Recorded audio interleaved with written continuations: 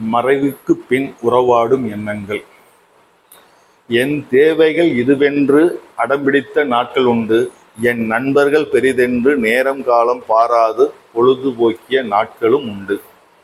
என் ஆசை நிறைவேற நான் என் நிலைக்கும் போனதுண்டு. அது எல்லாம் அறிந்த பருவமா, இல்லை எல்லாம் அறியா பருவமா?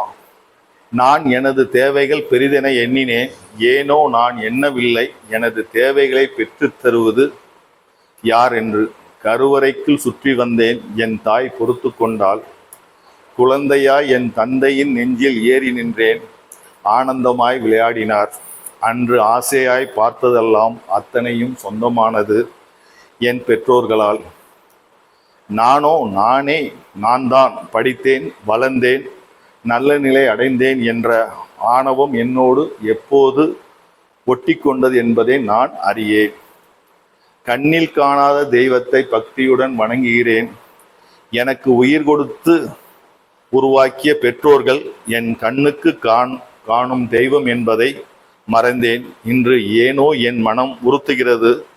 பெற்றோர்கள் உயிரோடு இருக்கும்போது வராத எண்ணங்கள் அவர் மறைவுக்கு பின்னே என் மனதோடு உறவாடுதே ஏன்? அன்புடன் பா. கணேசன்.